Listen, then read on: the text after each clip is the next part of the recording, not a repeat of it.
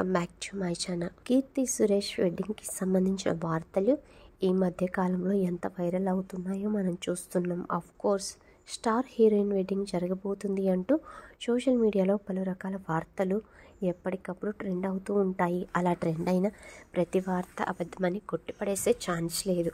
ఎన్నెన్నో వార్తలు అలా సోషల్ మీడియాలో వైరల్ అయ్యాకే అవి నిజమయ్యాయి.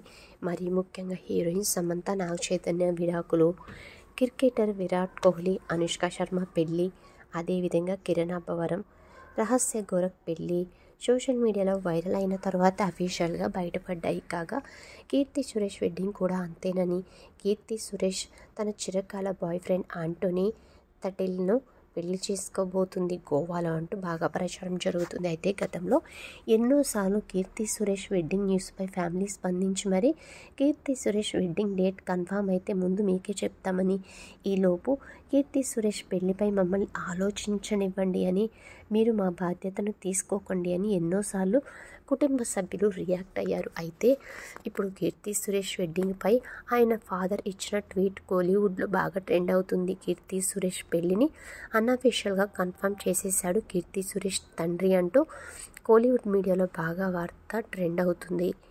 మీడియాలో కీర్తి సురేష్ వెడ్డింగ్ అంటూ వార్తలు వస్తున్న మూమెంట్లో కీర్తి సురేష్ రిలేటివ్స్ ఆయనకు ఫోన్ చేసి మరి ఇది నిజమేనా అంటూ బ్యాక్ టు బ్యాక్ కాల్స్ చేసి విసిగిస్తున్న తరుణంలో కీర్తి సురేష్ ఫాదర్ కన్ఫర్మ్ చేశారట. కీర్తి సురేష్ వెడ్డింగ్ డిసెంబర్ 12న గ్రాండ్గా గోవాలో జరగబోతుంది అంటూ చెప్పేశారు. అంతేకాదు పెళ్లికి చాలా దగ్గర బంధువులు మాత్రమే పిలుస్తున్నామని, ఆ తర్వాత చెన్నైలో గ్రాండ్ రిసెప్షన్ ఏర్పాటు చేస్తామని, అప్పటి వరకు ఈ విషయాన్ని బయటికి రానివ్వద్దు అని చెప్పారట.